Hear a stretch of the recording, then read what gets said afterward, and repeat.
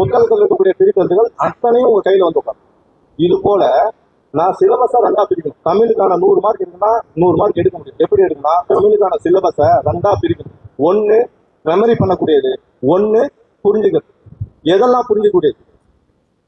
இப்போ ஒருமைப்பன்மை சொன்னா பிரித்தல் சேர்த்தல் கான்செப்டா, விதி, புணர்ச்சி விதி அப்படி எழுதிக்கணும். ஒரு கோடு ஒரு இதை போட்டு டைம் ஆச்சுன்னா கிளம்புங்க. ஆக்சுவலா எல்லாம் எனக்கு எப்படி இருந்தாலும் ஒரு 40 நிமிஷம் இருக்கும். நான் மீண்டும் சொல்றேன், எனக்கு நிறைய தெரியுது, உங்களுக்கு தெரியலன்றதுக்காக நான் இதை எதுவுமே சொல்லலை. இப்படியெல்லாம் படிச்சா பாஸ் ஆகிடலாம், இது என்னோட வழி, நான் இப்படிலாம் படித்தேன், இப்படிலாம் பார்த்தேன் அப்படின்றத நான் சொல்றேன். இப்போ நேரமானவங்க கிளம்பிக்கலாம். ஏன்னா 40 நிமிஷமாச்சும் மினிமம் இன்னும் ஒரு 30 நிமிஷமாச்சும் ஆகிடும். நேரமானவங்க கிளம்பலாம். ஓகேங்களா? ஸோ பயன்படும் அப்படின்றவங்க மட்டும் இருக்கலாம். சரிங்களா? ஸோ தமிழ் சிலபஸ் 2ஆ பிரிச்சுக்கலாம்.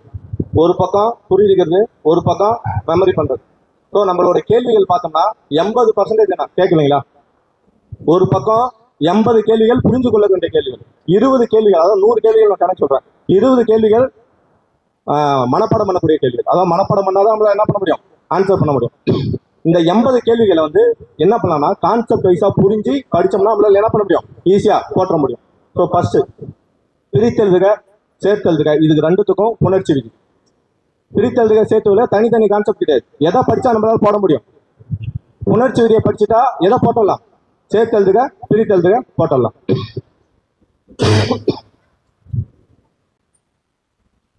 சேர்த்தெழுதுக பிரித்தெழுதுக புணர்ச்சி விதி. ஒருமைப்பன்மை, ஒருமைப்பன்மை, ஒரு அது அத்து வேறுபாடு, இதெல்லாம் நம்ம சிலபஸ்ல இருக்கு. சந்திப்பிழை, வல்லினம் மிகவும் மிகா இடம், வல்லினம் மிகவும் மிகா இடம், வல்லினம் மிகவும் மிகா இடம். வேர்ச்சொல்லிலிருந்து வினைமுற்று வினையச்சம், வேர்ச்சொல்லிலிருந்து, வேர்ச்சொல்லுதான் கஷ்டம். எது ஈஸினா வேர்ச்சொல்லிலிருந்து வினைமுற்று வினையச்சம் வினையாளனின் பெயர் தொழிற்பெயர் இவற்றை காண்க.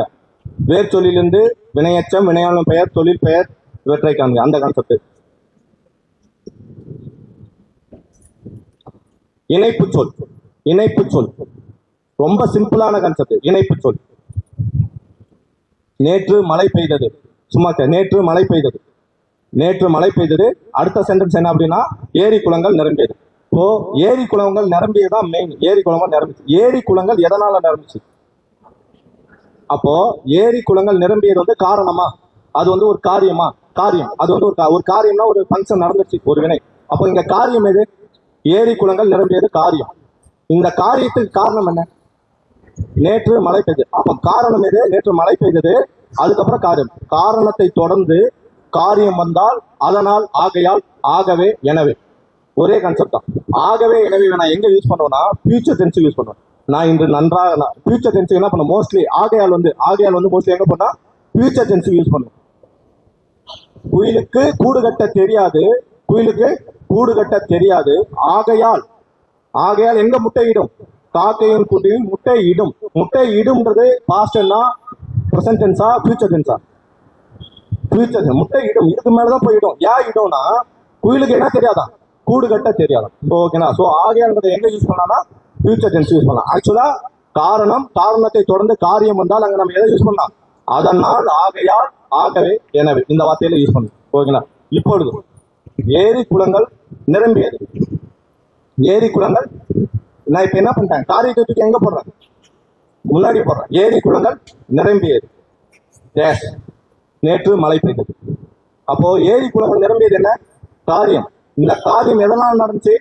நேற்று மழை பெய்தது. இப்ப காரியத்தை முன்னாடி போட்டு காரணத்தை பின்னாடி போடுறேன். அப்ப இந்த இடத்துல நம்ம என்ன யூஸ் பண்ணோம்? ஏனெனில். நேற்று மழை பெய்தது, நேற்று ஏரி குளங்கள் நிரம்பியது, ஏனெனில் நேற்று மழை பெய்தது. அவ்வளவுதான். எது ஓவர்? இணைப்பு சொற்கள் ஓவர். இதை தான் நம்ம குழம்பிட்டு இருக்கோம். இந்த கான்செப்ட் தான் நம்ம குழம்பிட்டு இருக்கோம். காரியம், காரியத்தை தொடர்ந்து காரணம் வந்தால் எதை யூஸ் பண்ணலாம்? ஏனெனில்.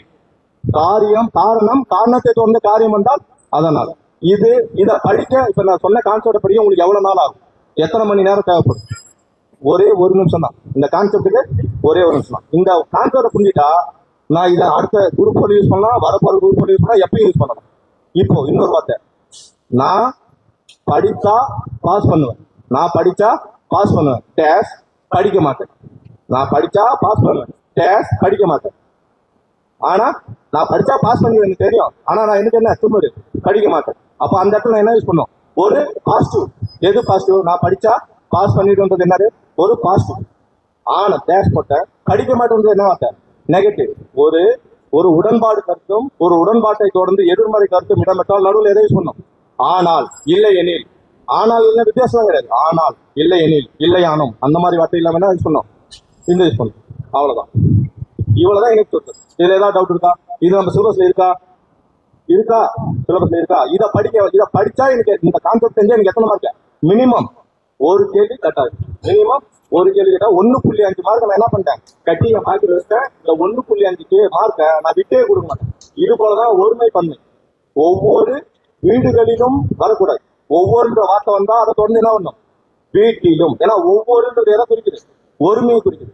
அதுவே ஒவ்வொருவரும் டிஎன்பிசி படித்தனர், படித்தால் எது வரணும், படித்தனர் வரணும். ஏன்னா ஒவ்வொருவர்ன்றது என்னது, ஒருவர், ஒருவர், ஒவ்வொருவர், பன்மை. ஒருன்றது என்னது, ஒருமை. ஒவ்வொருன்னு வந்தா ஒருமை, ஒவ்வொருவர் வந்தா பன்மை. இந்த வித்தியாசம் செஞ்சா ஒருமை பன்மையில என்ன அடிச்சுக்க முடியாது. ஓகேங்களா? அப்போ ஒருமை பன்மை கான்செப்ட் நான் கட்டி இழுத்து என் பாக்கெட் வச்சுனா இந்த 1.5 மார்க்ல விட்டு என்ன பண்ண முடியாது, போக முடியாது. இது மாதிரி தான் நான் என்ன பண்ணணும், 80 கேள்விகளையும் கட்டி இழுத்து என் பாக்கெட்ல வச்சோம். மனப்பாடம் பண்ணக்கூடிய வார்த்தைகள் 20% சொன்னா, இந்த மனப்பாடம் பண்ணக்கூடிய வார்த்தைகள் நம்ம கையில கிடையாது. நான் மனப்பாடம் பண்ண வார்த்தை டேரக்டா வரலாம், வராமலையும் போலாம். ஆனா ஒருபோதும் நான் புரிஞ்சுக்கிட்டு என்ன பண்ணக்கூடாது, தவறுகள் பண்ணக்கூடாது. 80க்கு பிளஸ் தான் இருக்கணுமே நம்மளோட மார்க். 80க்கு பிளஸ். 20 கேள்வி மனப்பாடம் சொன்னா அதுல 5 கேள்விகள் உன்னால கரெக்டா ஆன்சர் போட முடியலாம், இல்ல 10 கேள்விகள் போடலாம். லக் இருந்தா 20 போடலாம். லக்கே இல்லையா எவ்வளவு போடலாம், 0 போடலாம். 20க்கு ஒரு கேள்வி கூட போடாம போடலாம், ஏன்னா நம்மளோட லக் அப்படி அமைஞ்சா.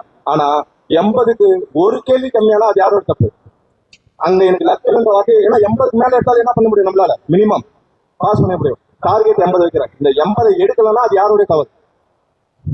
80க்கு பிளஸ்ல தான் மார்க் கம்மி தவிர 80 கீழே போனா அது யாரோட தவறு, நம்ம புரிஞ்சுக்கிட்ட கான்செப்ட் தவறு. அது கூட்டல் அன்று அதான்றது தான் வருமே தவிர அது வந்து வரக்கூடாதுன்ற தவறு நம்மளுக்கு. இந்த தவறை நம்ம புரிஞ்சுக்கிட்டோம் அப்படின்னா மார்க் ஏற்றலாம். ஒருமை பண்ண போட்டீங்களா?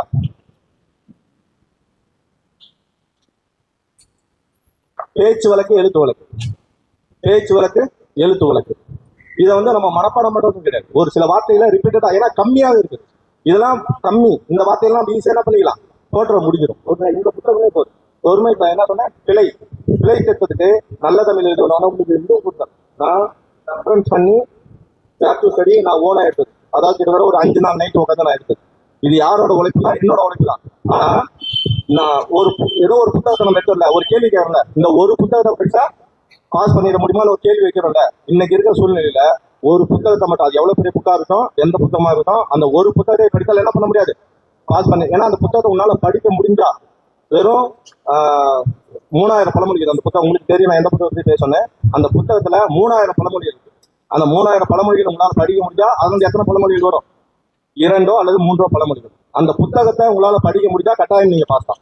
அப்படி ஒண்ணு உங்களால முடிஞ்சிச்சுன்னா அது பாஸ் தான். ஆனா அதுக்கு பதில் என்ன பண்ணலாம்னா, நான் சொன்னேன் இல்லையா, சேர்த்தல் பிரித்தல் இருக்க, ஒருமை பன்மை, கிளை தட்டுறதுக்கு இந்த புத்தகத்தை யூஸ் பண்ணலாம். அப்பாவி கேட்டாங்களா, அப்பாவின்ற ஒரு வார்த்தை கேட்டமா, வேர்க்குன்ற ஒரு வார்த்தை கேட்டமா. இந்த புத்தகத்தை நான் ஆல்ரெடி நடத்திட்டேன், இந்த குரூப் ஒர்க் முன்னாடி நான் நடத்துறேன். அதனால இந்த கேள்விகள் கட்டாயம் போட்டாங்க. ஆனா இந்த புத்தகத்துல தான் வருமானது எனக்கு தெரியாது. ஆனா இதுல என்ன இருக்கு, கிளை திருத்தம் ஒரு 70-80% என்ன இருக்கு, இதுல கவர் ஆகுதுன்னு எனக்கு தெரிஞ்சு அதனால எதை நடத்தினேன், இந்த புத்தகத்தை வேர்க்குன்ற வார்த்தை சரியா பண்ணாங்க. ஓகேங்களா? அப்போ இதை எடுத்து போதும். இதுல இருக்கிற 70-80 வார்த்தை, இதுல வந்து ஒரு 100 வார்த்தைகள் பக்கம் இருக்கு. இந்த வார்த்தையில பிரச்சனை எது போதும், கிளை திருத்தம் போதும். இதை தவிர எக்ஸ்ட்ரா இருக்கு, ஒவ்வொன்றுக்கும் அகராஜ் இருக்கு. அது அத்தனையும் நல்லா படிக்க முடியுமா, ஃபர்ஸ்ட் இதை படிச்சுட்டு இதுல இருக்கக்கூடிய வார்த்தையில படிச்சுட்டு அதுக்கப்புறம் என்ன பண்ணலாம், அந்த வார்த்தையில தேடி படிக்கலாம். ஓகேங்களா? ஸோ அப்போ ஒவ்வொன்றுக்கும் என்ன பண்ணிருக்கேன்னா, ஒரு 5 நாள் வந்து ஒரு இதுவரையும் நான் கொடுக்கல.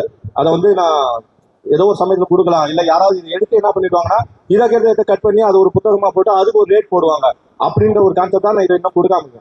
நீங்க இவ்வளவு தூரம் தேடி வந்ததுக்காக ஒரே காரணம், ஏன்னா ஒருத்தர் ராமநாடுல இருந்து வந்திருக்கான்றாங்க. ஸோ அவங்களுக்காக என்னால முடிஞ்சதை நான் கொடுக்குறேன். இந்த இவ்வளவு இருக்கிற பீரியட் தான் அதிகபட்சம் ஒரு 20-25 பீரியட் தான். 25 பீரியட் முழுசா படிக்கணும் கிடையாது.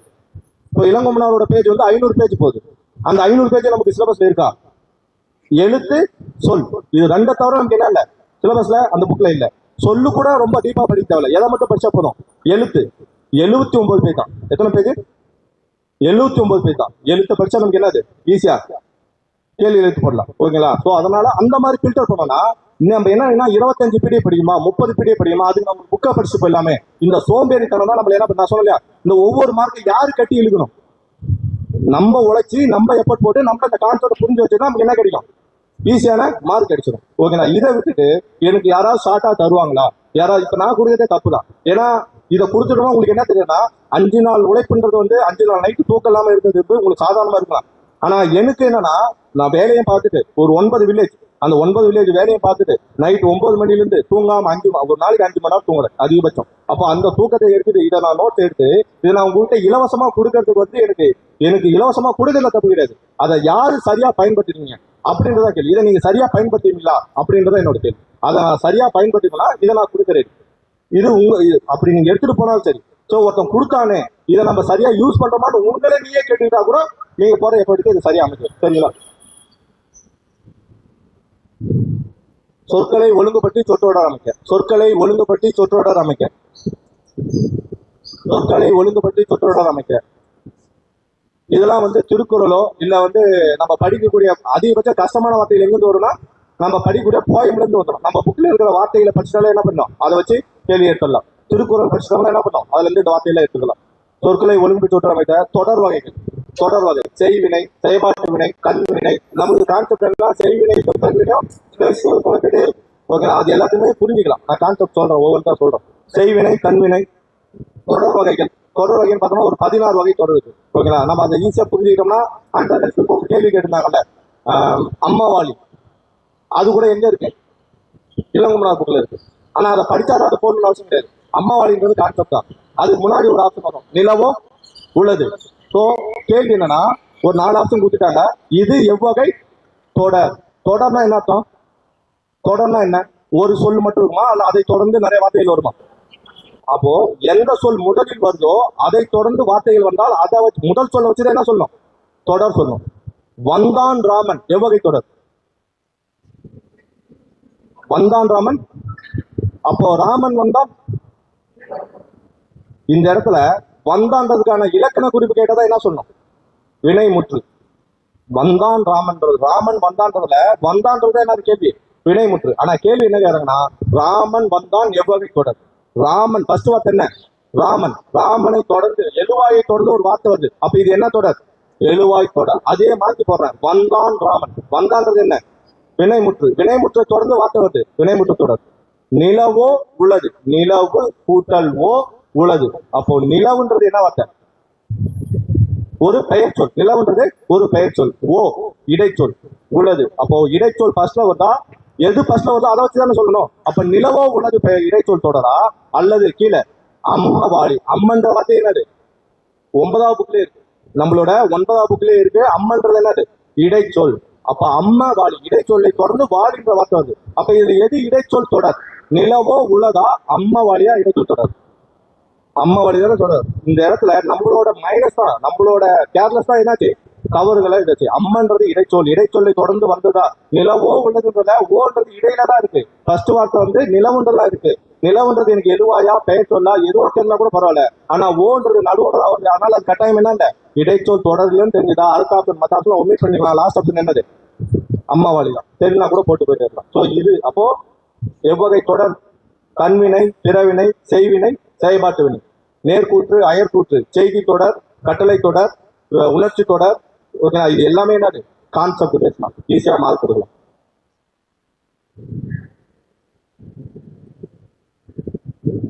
மரபு தமிழ், மரபு தமிழ், மரபு தமிழ்.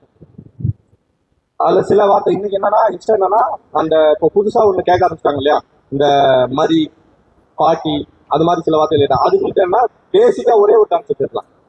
இருக்கிறதுலே மிக தொன்மையா எழுதுறாங்க தொல்காப்பியம். நமக்கு கிடைச்சதுல தொல்காப்பியம். அந்த தொல்காப்பியம் சொல்லிட்டாரு, மரபுக்காக என்ன பண்ணிருக்காரு, இலக்கியத்தை கொடுத்துருக்காரு. எங்க குட்டி 9 வகையான பேர் இளமை பேர்களுக்கு வரும். 10 வகையான பேர் 15 வகையான பேர் பெண்ணுக்கும் ஆணுக்கு 10 வகையான பேர் யாருக்கு சொல்லிட்டு போயிட்டாரு, தொல்காப்பியம் சொல்றாரு. அதை மட்டும் பேஸ் பண்ணிட்டோம்னா அதை மட்டும் படிச்சுக்கலாம், கஷ்டம் தான். ஆனா பவுண்டரி குறைக்கப்பட்டு கலைச்சொற்கான பவுண்டரி அப்போ 1529 பேஜ். கலைச்சொல்லுக்கான அந்த பவுண்டரியை கம்பேர் பண்ணும்போது இளமை பெயர் மரபு பெயர்லாம் சொன்னேன் இல்லையா, ஆண் பெயர் பெண் பெயர் இளமை பெயர், இதோட பவுண்டரி கம்மி தான். எத்தனை? 15. இளமை பெயர் 9. நான் ரொம்ப நாள் படிச்சு ஒரு இதாக தவறுகள் இல்லை, ஆனா தோராயமா 9 இளமை பெயர் 9. ஓகேங்களா? ஒரு 10 ஆண் பெயர் 10 பெண் பெயர் 15. ஓகேங்களா? பாட்டின்னு வந்தா நதிக்கு தான் வரும் அப்படின்ற ஒரு இதெல்லாம் இருக்கு. துளி ஆமையோட பேர் வந்து துளி அப்படின்னு சில கான்செப்ட் இருக்கு. இந்த மாதிரி கேள்விகளை வந்து 15 9 10 அதிகபட்சம் எவ்வளவு வருது? 25 34 50 வார்த்தையும் கொடுங்க. 50 வார்த்தைக்கும் 1529 பேஜையும் கம்பேர் பண்ணும்போது எதை ஈஸியா முடிக்க முடியும்? அப்ப இந்த பவுண்டரி இருக்குல்ல, நமக்கு இந்த பவுண்டரி தெரியல. அப்ப இதை நம்மள என்ன பண்ண ஈஸியா படிக்க முடியும். மரபு தொடர் கிடையாது, மரபு தொடர் வேற. மரபு தொடர் என்னது? ஆயிரங்காலத்து பயிர் போல, ஆயிரங்காலத்து பயிர் நான் சொல்றேன் அப்படின்னா என்னது? அப்போ நீ ஆயிரங்காலத்து பயிர் போல வாடு அப்படின்னு சொல்றீங்க. அப்போ அந்த மாதிரி இருக்குது என்னது? விழல் கேட்டு அந்த ஓமை தொடர் மரபு தொடர் அந்த மாதிரி வருது இல்லையா, அது வேற. கண்ணை கட்டுது, உங்களுக்கு நிறைய பேர் கண்ணை கட்டும், ஏன்னா தூக்கம் வருதுன்றத கண்ணை கட்டுதுன்னு சொல்றோமா? அப்ப இதுக்கு பேர் என்னது? மரபு தொடர். அது வேற, அது மனப்பாடம் பண்ணிதான், அதுவும் புரிஞ்சுக்கலாம். பட் இப்ப நான் சொல்றது வந்து மரபு தமிழ். இளமை பெயர், வினை பெயர், ஓகேங்களா? முறுக்கு, பின், கூரை, இது வந்து வினை. ஒளி பெயர், ஒளி என்ன? மரபு ஒளி சொல்லுவோம் இல்லையா, ஆடு கற்று இந்த மாதிரி நான் சொல்றோம், அது ஒளி வினை. ஓகேங்களா? அதுல அப்புறம் அந்த இதெல்லாம் சொல்லுவோம்ல, காலமரபு, சினை மரபு, அது மாதிரி சொல்லுங்க. இதுதான் மரபு தமிழ். இதை வந்து கான்செப்ட் வைஸா புரிஞ்சுக்கலாம். புக்ல இருக்கிறது ஈஸி. அதை தவிர எக்ஸ்ட்ரா என்ன படிக்கலாம்? தொல்காப்பியம் படிச்சுக்கலாம். நிறுத்தற் குறியீடுகள் ரொம்ப ஈஸி. நிறுத்தற் குறியீடுகள் ரொம்ப ஈஸி. இப்ப நம்ம மேக்ஸ்ல ஒரு ஃபார்முலா யூஸ் பண்ணோம். இப்போ a+b² அப்படின்னா ஒரு ஃபார்முலா போட்டு a+b² ஒரு ஃபார்முலா போடும். அந்த பிராக்கெட்டுக்குள்ள இன்னொரு ஸ்கொயர் போடணும்னா என்ன பண்ணலாம்? a+b² அதுக்கு மேல ஒரு ஸ்கொயர் போடுறாங்களா, அதுக்கு மேல ஏதாவது ஒன்று போறோம்னா அப்ப நம்ம என்ன குறியிடுவோம்? ஃபர்ஸ்ட் பிராக்கெட் போடுவோம், அதுக்கு மேல என்ன போடுவோம்? இன்னொரு ஸ்கொயர் வரும்போது பகர குறியீடு. இது ஒரு கேள்வி ஆகுது. இது நம்ம ஈஸியா மேக்ஸ் வச்சு புரிஞ்சுட்டா கூட போடலாம். ஏன்னா யூஸ் பண்ணி போறேன். மேக்ஸ்ல போடுவோம், நிறைய வார்த்தைகள் உள்ளடங்கும், ஒரு 2 வார்த்தைகள் உள்ளடங்கும் போது பிராக்கெட் போடுவோம். நிறைய வரும்போது நம்ம என்ன பண்ணுவோம்? ஓவராலா பிராக்கெட்டுக்கு மேல பிராக்கெட் வரும்போது என்ன பிராக்கெட் யூஸ் பண்ணுவோம்? பகர குறியீடு யூஸ் பண்ணுவோம். அது போன கேள்விகள் வந்தது. ஓகேங்களா? நிறுத்தற் குறியீடு ரொம்ப ஈஸியான கான்செப்ட். டேட் போடுறேன், டேட் பக்கத்துல என்ன பண்ணுவோம்? கமா போடுவோம். இங்கிலீஷ் டேட் படி என்ன பண்ணுவோம்? டேட் தமிழ்ல இல்ல, இங்கிலீஷ் டேட்ல என்ன பண்ணுவோம்னா ஏப்ரல் 7, 2026 அப்படின்னு கமா போடுவேன். அப்படின்றதெல்லாம் இருக்கு. நம்ம அந்த மரபு தொடர் பார்த்தோம், இது சொன்னோம் இல்லையா, இணைப்பு தொடர் பார்த்தோம் இல்லையா, ஒவ்வொரு இணைப்பு தொடருக்கு பின்னாடி நம்ம என்ன பண்ணுவோம்? கமா போடுவோம். ஒவ்வொரு இணைப்பு தொடருக்கு முன்னாடி கமா போடுவோம். அப்படிலாம் ஒரு சில கான்செப்ட் இருக்கு. ஓகேங்களா? ஸோ இதெல்லாம் எழுதிக்கலாம். அப்போ நிறுத்தற் குறியீடு ரொம்ப ஈஸியா இருக்கு. ஆப்ஷனை ஒமிட் பண்ணா நமக்கு என்ன கிடைச்சிடும்? உங்களுக்கு தெரியலனாலே ஆப்ஷனை ஒமிட் பண்ணா என்ன கிடைச்சிடும்? ஆன்சர் கிடைக்கக்கூடியது ரொம்ப ஈஸி. எழுதிங்க, புரிஞ்சுற கான்செப்ட். ஆவண உள்ளடக்கங்களை இந்த செய்தித்தாளை கொடுத்துட்டு அதை ஒரு கொஸ்டின் கேட்பாங்க. அதெல்லாம் ஈஸி தானே. ஒரு பேராகிராஃப் கொடுத்துட்டு இதெல்லாம் நம்ம அவ்வளோ இது பண்ணல. அப்போ அந்த கிட்டத்தட்ட எவ்வளவு கேள்வினா 10 கேள்விகள் இருக்கு.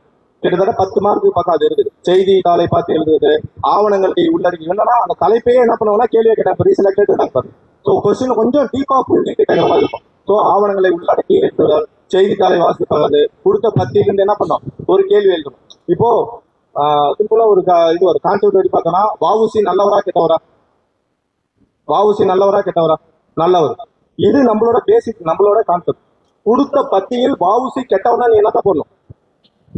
நான் சொல்றேன், அந்த இடத்துல போய் ஜென்ரலா யோசிக்க கூடாது. அந்த இடத்துல நான் ஜென்ரலா யோசிக்கவே கூடாது. கொடுத்த பத்தியிலிருந்து நான் என்ன பண்ணணும்? ஆன்சரை கொடுக்கணும். வஉசி நல்லவர்னு எனக்கு தெரியுமா, வஉசி தாத்தா அவர் நல்லவர் அப்படின்னு நீ போட்டு வரக்கூடாது. கொடுத்த பத்தின்றது கொடுத்த பத்திக்கு ஏற்றதான் நீ போடணும். இதுதான் அங்க மைனஸ். இந்த கேர்லெஸ் மட்டும் அங்க விட்டுட்டு வந்துடும்.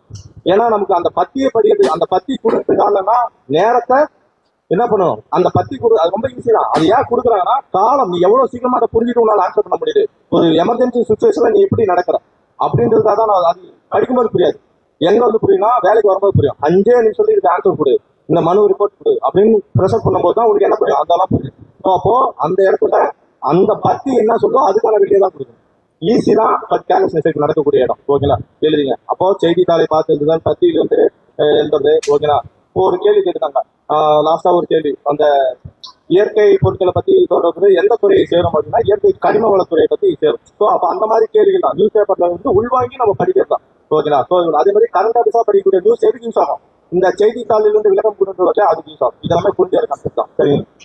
அதை பேசியா சொல்லிடுறேன் பாருங்க. அந்த வாசித்தல் புரிந்து கொள்ளுங்கள் ரொம்ப ரொம்ப ஈஸி. இந்த மேடம் சொன்னால நான் வந்து 10th 12th வந்து வெளி லாங்குவேஜ் ஹிந்தி இங்கிலீஷ் படிச்சுட்டு வரேன் தமிழுக்கு. அப்போ இவங்களுக்கு தான் அது கஷ்டம். யாருக்கு அது கஷ்டம்? அப்போ அந்த மாதிரி ஆட்களை ஃபில்டர் பண்ணுன்றதுக்காக வைக்கிறதான் அது வாசித்தல் புரிந்து கொள்ளுதல். பேசிக்கா உங்களுக்கு தமிழ் வாசிக்க தெரியுமா? பேசிக்கா தமிழ் உங்களுக்கு புரிய தெரிஞ்சாலும் என்ன பண்ணிடலாம், இந்த பத்தியிலிருந்து மார்க் எத்தலாம். அந்த பத்திக்கு எவ்வளவு மார்க்? 15 கேள்வி. எத்தனை கேள்விகள்? இந்த 15 கேள்விகளை விட்டுட்டோம்னா அது யாரோட தப்பு? 15 கேள்வி ஒரு கேள்வி அது யாரோட தப்பு? நம்மளோட தப்பு. தமிழ் மொத்தமா அப்படியே எடுத்துங்க. ஓகே, நெக்ஸ்ட்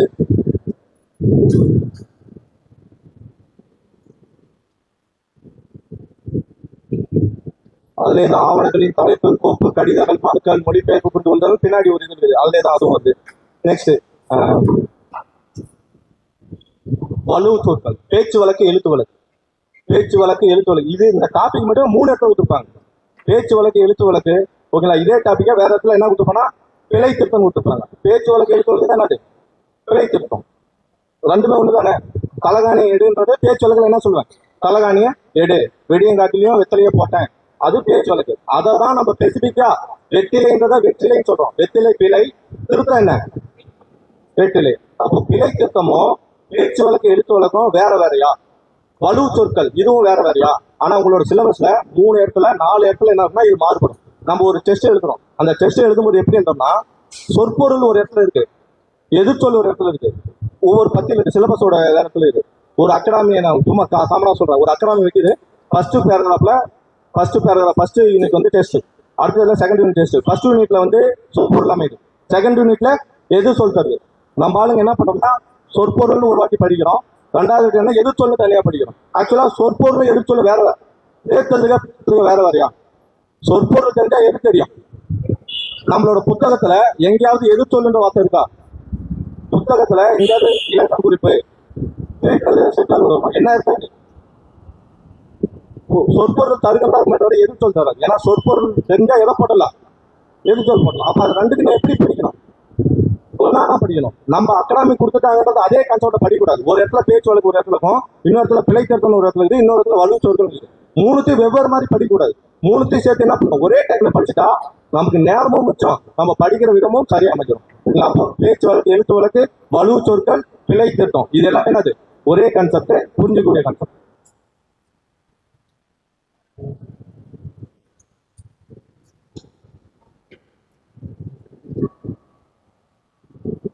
அடைப்புக்குள் உள்ள வார்த்தையை சரியாக இணைத்தல். அடைப்புக்குள்ள வார்த்தை, அடைப்புக்குள்ள வார்த்தையை, அடைப்புக்குள் உள்ள வார்த்தையை தகுந்த இடத்தில் சேர்த்தல்.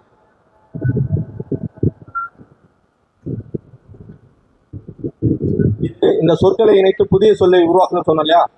வின் ஒரு இடத்துல வின்னு இருக்கும், இடத்துல மீன் வச்சு ஒரு வார்த்தை உருவாக்கணும் சொன்னோம் இல்லையா? அதெல்லாம் குழந்தை கொடுக்கத்தான். கொஞ்சம் கிரிட்டிக்கலா இருந்துச்சுன்னா நம்ம போடுறதான். ஓகேங்களா? இதெல்லாம் என்ன பண்ணலாம்? ஈஸியா போட்டுடலாம். ஓகேங்களா? ஸோ வந்து நான் அவனை, அந்த இடத்துல கோடு போட்டுருவாங்க, பிராக்கெட்ல பாருன்னு இருக்கும். நான் அவனை பிராக்கெட்ல பாருன்னு இருக்கும். அந்த டேஷ்ல என்ன பண்ணும்?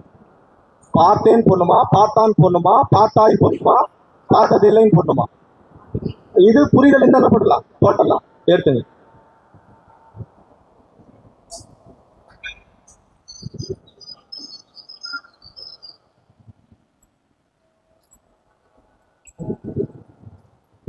மருவு சொற்கள், அதிகபட்சம் ஒரு 70 இல்லைன்னா 100 மருவு சொற்கள். ஊர் பெயர் மருன்னு சொல்லுவாங்க. ஊர் பெயர் மரு அதிகபட்சம் ஒரு 100 வார்த்தை தான். அந்த 100 வார்த்தை ஈஸியா பண்ணும். ஒரு நாளைக்கு ஒரு வார்த்தை சொல்ல இன்னும் 100 நாள் இருக்கு.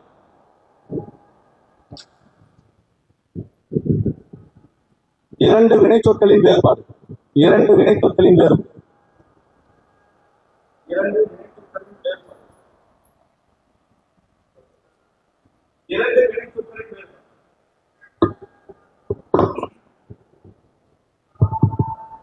இரண்டு வினை சொற்களின் வேறுபாடு.